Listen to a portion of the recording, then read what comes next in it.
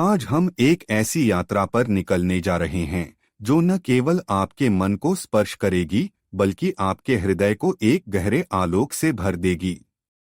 यह यात्रा है सुख और शांति की खोज की, जो आध्यात्मिकता के गूढ़ रहस्यों में छिपी है। क्या आपने कभी अपने आप से यह सवाल किया कि सुख का असली स्वरूप क्या है? शांति का वह अनमोल रत्न कहाँ छिपा है? क्या यह धन संपदा, यशकीर्ति या बाहरी उपलब्धियों में बसता है, या फिर यह कुछ और है, कुछ ऐसा जो हमारे भीतर, हमारी आत्मा की गहराइयों में सांस लेता है? आइए इस रहस्य को एक कहानी के माध्यम से उजागर करें, एक ऐसी कहानी जो भावनाओं, विचारों और आध्यात्मिकता के संगम से रची जाएगी।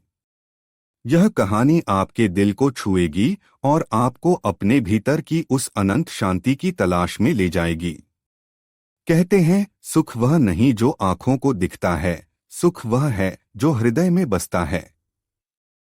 एक छोटे से गांव में रहता था सूरज, एक ऐसा युवक जिसका जीवन सादगी से भरा था, पर उसका मन हमेशा बेचैन रहता था। वह सोचता था कि सुख का मतलब है बड़ा घर, ढेर सारा धन और लोगों की प्रशंसा। वह दिन रात यही सपने देखता, एक दिन वह शहर जाएगा, नाम कमाएगा और तब उसे वह सुख मिलेगा जिसकी उसे तलाश थी। लेकिन एक दिन उसकी मुलाकात एक साधु से हुई।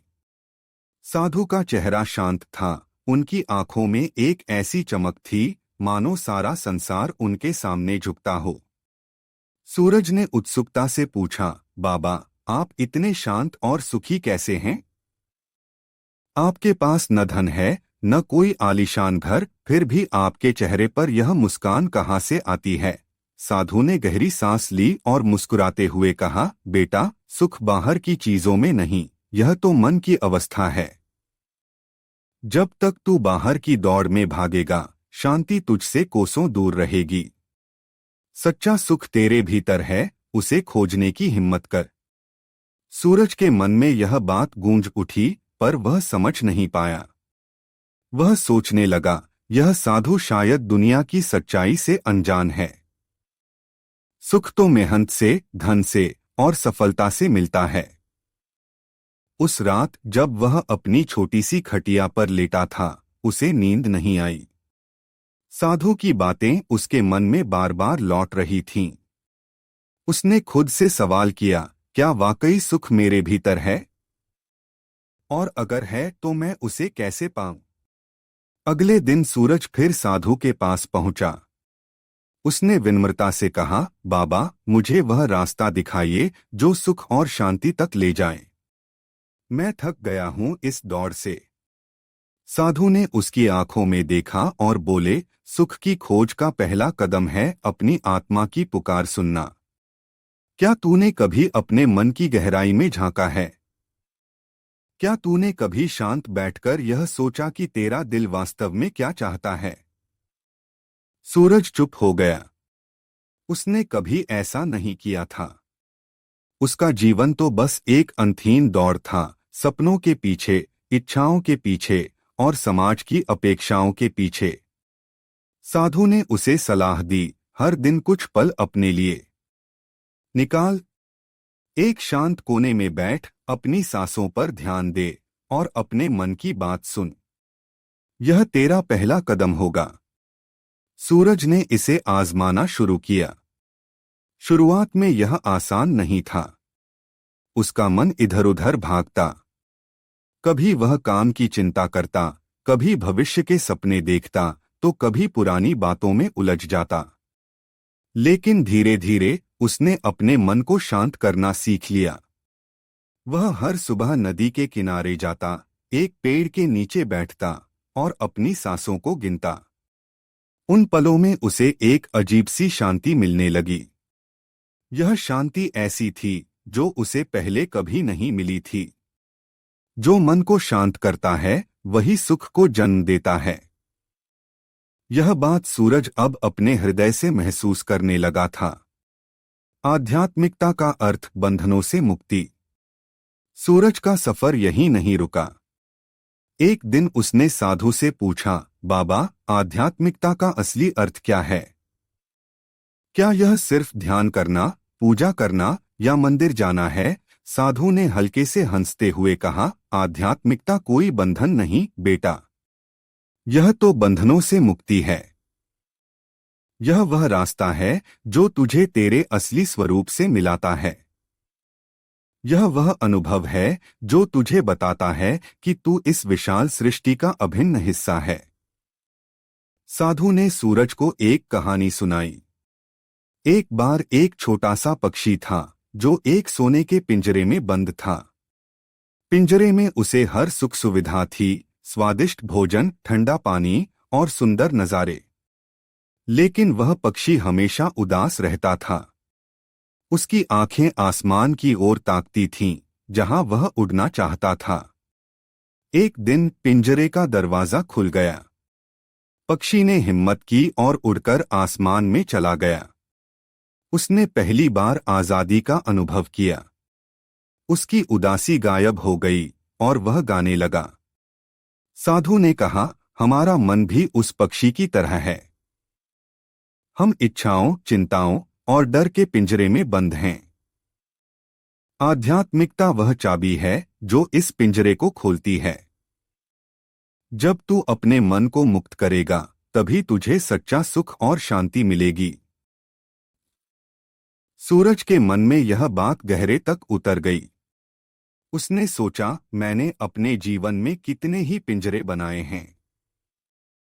मैं हमेशा और अधिक पाने की चाह में फंसा रहा। लेकिन क्या यह सब मुझे सुख दे रहा है? उसने अपने मन के बंधनों को पहचानना शुरू किया, लालच, ईर्ष्या और भविष्य की चिंता। उसने ठान लिया कि वह इनसे मुक्त होगा। स्वीकार का जादू, सुख का दूसरा रहस्य। सूरज अब रोज साधु के पास जाता और उनके साथ समय बिताता। एक दिन साधु ने उसे एक नया सबक सिखाया। उन्होंने कहा, सुख का दूसरा रहस्य है स्वीकार करना। जो है उसे वैसे ही अपना। जो नहीं है उसके लिए शिकायत मत करो। सूरज को यह बात अटपटी लगी। उसने कहा, बाबा, अगर मैं हर चीज को स्वीकार कर लूं तो मेरे सपने, मेरी इच्छाएं क्या होंगी? क्या मैं कुछ हासिल करने की कोशिश न करूं? साधु ने जवाब दिया, स्वीकार करने का मतलब हार मानना नहीं है।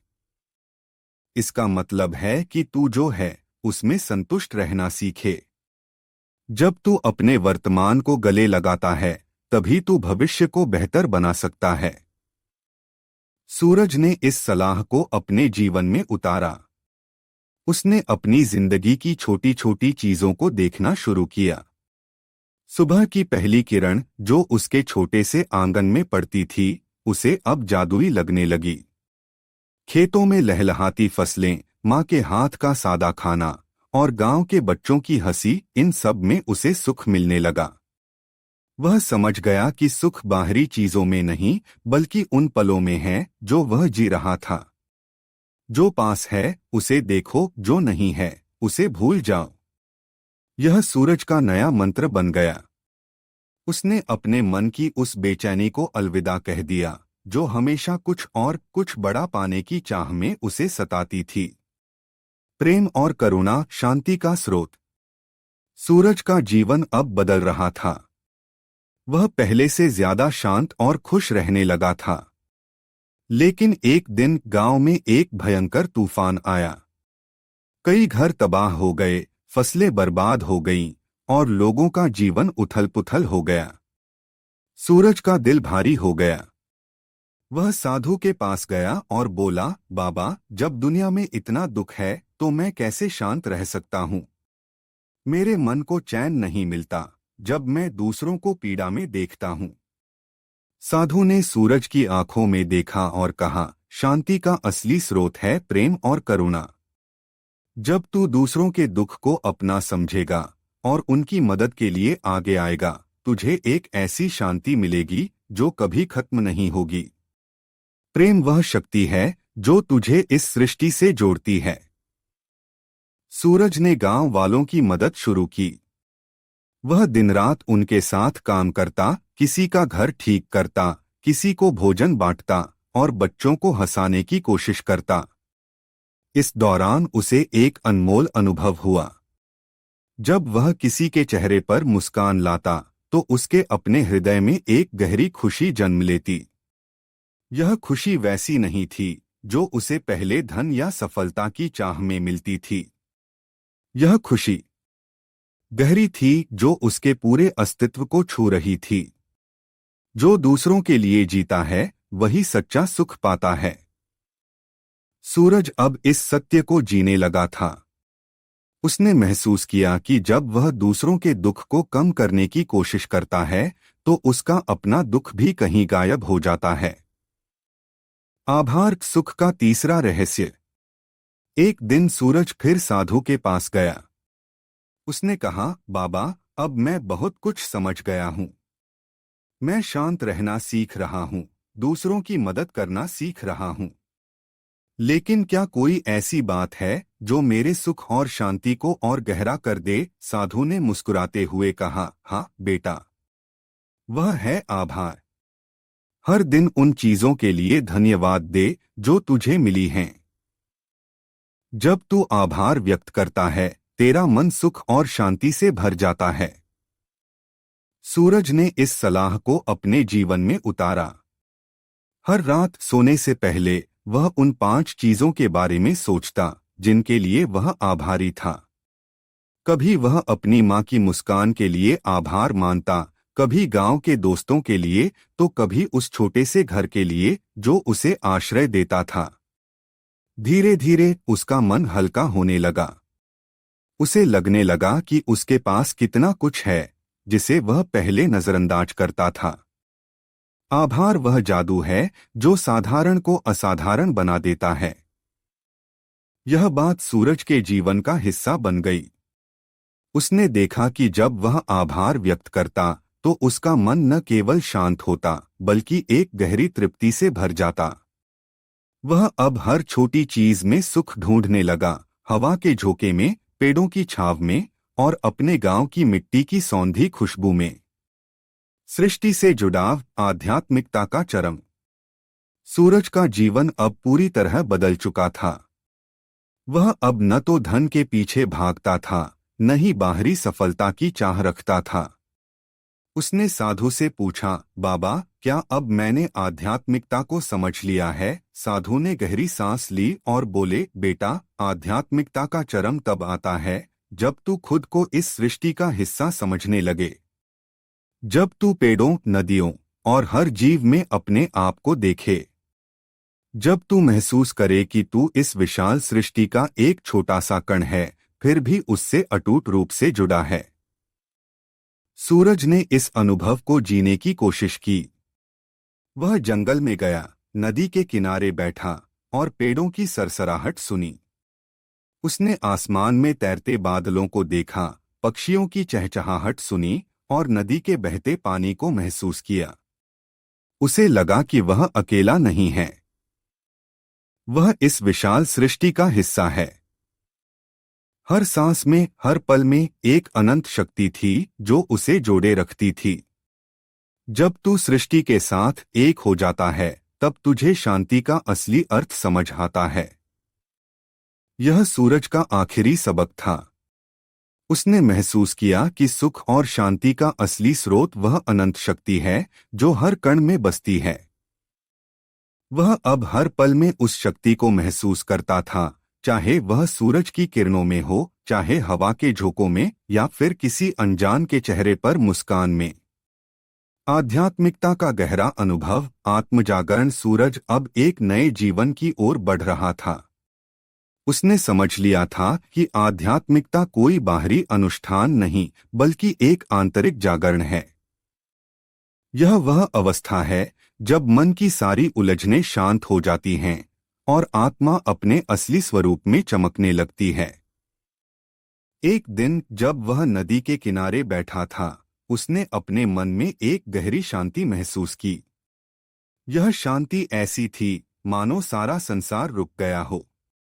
उसने अपनी आंखें बंद कीं और अपने भीतर की उस अनंत शक्ति को महसूस किया। उसे लगा कि वह अब केवल सूरज नहीं है, वह उस सृष्टि का हिस्सा है जो अनंत है, जो अनादि है। जब तू अपने आप को जान लेता है, तभी तू सृष्टि को जान पाता है। यह सत्य सूरज के जीवन का आधार बन गया। निष्कर्ष, सुख और शांति का रास्ता। सूरज की कहानी हम सबकी कहानी है। हम सब सुख और शांति की तलाश में हैं। लेकिन कई बार हम गलत रास्तों पर भटक जाते हैं। हम सोचते हैं कि सुख धन में है, यश में है या बाहरी उपलब्धियों में है। लेकिन आध्यात्मिकता हमें सिखाती है कि सुख और शांति बाहर नहीं, बल्कि हमारे भीतर हैं। यह तब मिलते हैं जब हम अपने मन को शांत करते हैं, अपने वर्तमान को स्वीकार करते हैं, दूसरों के लिए प्रेम और करुणा रखते हैं और हर छोटी बड़ी चीज के लिए आभार व्यक्त करते हैं। जीवन एक यात्रा है और सुख उस यात्रा का साथी है जो हमें तब मिलता है जब हम अपने भीतर की आवाज सुनते हैं। तो मेरे प्रिय दोस्तों, आज से यह संकल्प लें कि आप हर दिन कुछ पल अपने लिए निकालेंगे, अपने मन की गहराइयों में जाएंगे और उस सुख और शांति को खोजेंगे जो हमेशा आपके भीतर मौजूद है। क्योंकि जैसा कि सूरज ने सीखा, सच्चा सुख वह है जो तुझे तुझ में ही मिलता है। आइए इस यात्रा को शुरू करें। आइए अपने भीतर के उस अनमोल रत्न को खोजें जो हमें सुख और शांति का अनुभव कराता है। क्योंकि जो अपने भीतर की शांति को पा लेता है, वह सारे संसार को जीत लेता है। तो दोस्तों, यह था आज का वीडियो। अगर आपको यह जानकारी पसंद आई हो तो वीडियो को लाइक और शेयर जरूर करें। और हाँ, चैनल को सब्सक्राइब करना न भूलें। अगले वीडियो तक के लिए नमस्ते। धन्यवाद।